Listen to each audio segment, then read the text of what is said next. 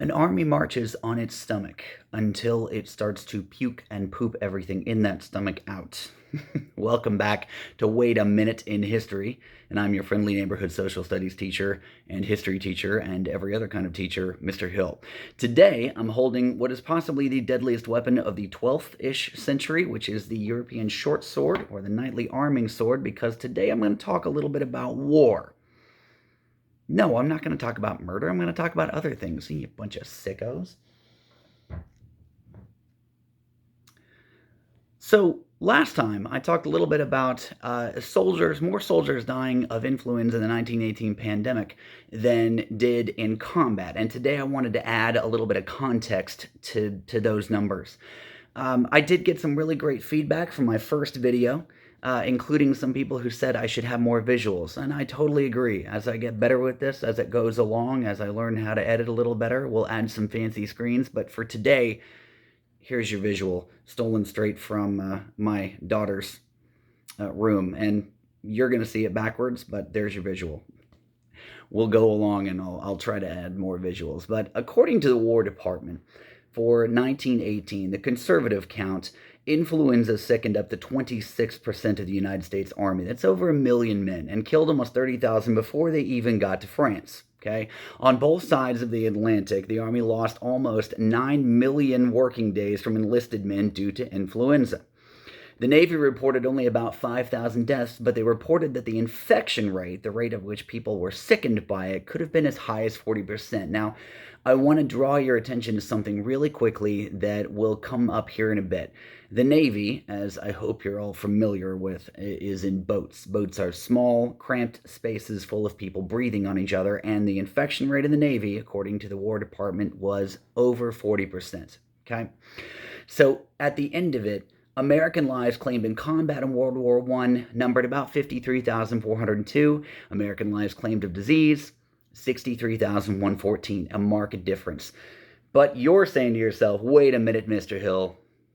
You've already harped on World War I, but you already told us it was our pandemic, and I know because I'm smart and because I'm a savvy denizen of the webs and I paid attention to my history teacher that the U.S. didn't get involved until the end, and so our casualty count was a lot lower. So what's the deal, man? What are you trying to say? You know something, intelligent web person, I appreciate you. First, let me thank you on behalf of your history teacher for having retained that bit of knowledge. It's always nice to know that something stuck. And second of all, what I'd like to do is talk about just a few other places in which disease is going to play a big factor. In fact, I'm going to go ahead and go out on a limb and say that almost every engagement in war throughout history, more people have died from disease than have died from combat. And I'm going to give you a few examples, okay? So let's start, smarter than the average net person, with the other war which Americans are familiar with, which would be the Civil War. Okay, and now the name alone evokes quite a few images. Many are defined by where you learned about it and why you learned it was fought. That loaded statement is a subject of many fine books, many horrible books, and is a conversation for another time. Quite a few of us are familiar also with the estimated casualties of the Civil War. The conservative estimate is 620,000 all the way up to 750,000. Okay. It is estimated that almost 2/3 of those people who were engaged in the Civil War died from disease, or if we took the conservative estimate, 400,000 plus. Okay? So out of every 100 men who fought in that 5-year conflict, 65 plus of them are going to die from disease. Okay? Let's take another one. Napoleon Bonaparte, famed French emperor and height challenge dictator, and let me go ahead and pause and get rid of that right now. Napoleon was not height challenged. He was probably 5'5" to 5'7", which is not a giant, but is relatively average for that period in time. The height thing was probably made up by British propagandists. They had lost a couple of conflicts to him early in Napoleon's tenure, and the British are the masters of throwing shade and pettiness. For more information, see the collected works of all British authors throughout history. Anyways, Napoleon embarked on what would become an ill-fated invasion of Russia. Okay, trying to conquer the largest country on earth, which is kind of a hallmark. I should say that Napoleon did also not lack for confidence in that regard. All armies that invaded Russia, with the exception of the Mongols, you can watch the crash course in world history on the Mongols to learn more, ends up regretting that in the form of most of their army dying, and Napoleon's Grand Army was no different. So he marched into Russia on the 14th of June, 1812, with every intention of finding and smashing the Russian army and putting everything down by the end of summer before the weather turned, right? So he won a couple of engagements early on, and he expected the Russians would run out and just run away in front of him. Well, the Russians engaged in what the Russians do engage, which is to burn everything behind them. Okay, so Napoleon walks through a benighted country completely on fire. By the time he gets to Moscow, which is also on fire, it's October, the winter has started to set in. He waits about a month for a peace treaty, which never comes, and then he decides to start pursuing the Russians, which he hasn't been able to find across the country. Okay, during that time, and you have an army equipped for summer that's now walking into a winter time condition.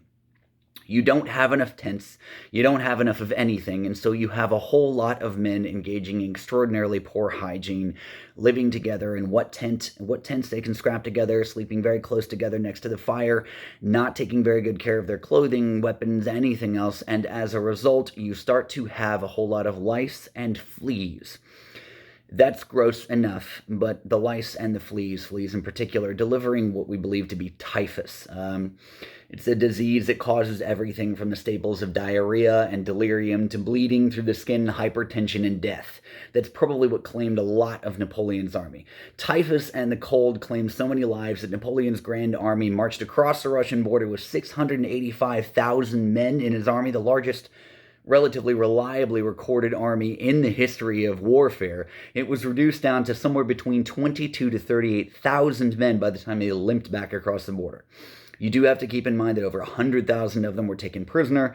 A lot were killed in combat. There were some very costly battles within Russia, but 380,000 dead, right? And many of them were due to disease. There was a point in time after they left Moscow which 6,000 men a day were being recorded as sickened, right?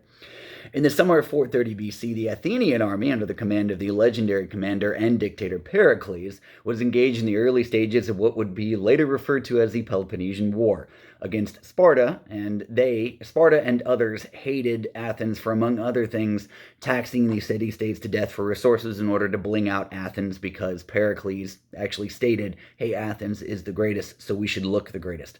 That obviously didn't go over very well with anyone, including the Spartans. So we have this wonderful first-hand description from Thucydides, historian, and he was in Athens at the time, and also was struck by a mysterious plague this summer of 430 BCE.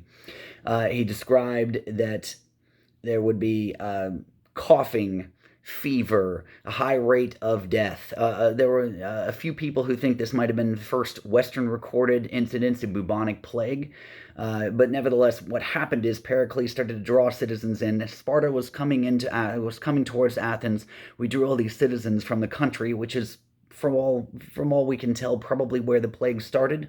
If not through the trade in the ports, a combination of both factors. You crammed a bunch of people into Athens so that Pericles could look after them, and the infection rate skyrocketed.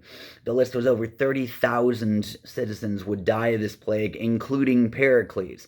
And for a while, everybody thought that would have been a mortal blow to Athenian democracy, so-called, and Athens and its way of life. Sparta was on the doorstep. They figured they would invade, but the Spartans were smart enough to look at it and go, I don't think we want any part of that particular infection, and so they left Athens alone.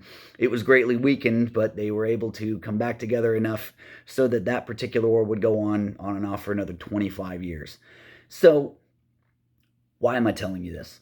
Let's look at a couple of commonalities, okay? During World War I, the Navy reported the highest infection rate, and coincidentally, sailors were crammed together in boats. The highest infection rate came from the Navy. We're all crammed close together for long periods of time. During the Civil War, among other disgusting habits such as digging latrines upstream from their own drinking water, they're all MacArthur Award winners, these guys, I'm telling you. They were also crammed together in poorly ventilated tents, decamping from one relatively awful condition to another for 5 years.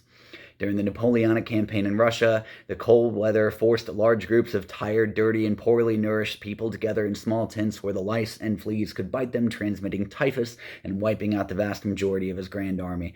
During the Peloponnesian War, most Athenians were coincidentally crammed into the city itself in order to be protected. This allowed the plague that had only first hit certain outlying areas and farm areas in smaller city-states to thrive and flourish in Athens. The point I'm making is that when large groups of people are together, there is no coincidence when it comes to the spread of disease. Today, we're healthier in a relative sense. We have better medical care to a degree. Affordability and reliability are for another discussion, for another time. And we're not being held hostage by a vainglorious dictator to fight Spartans or invade Russia. That is true. Yet we still can transmit awful things to people ill-prepared to fight them off. Okay, so the point I'm making here, please continue to learn from the lessons of history. Keep your distance from people right now. Thank you for watching. This has been Wait a Minute in History. I'm Mr. Hill. I'll see you next time.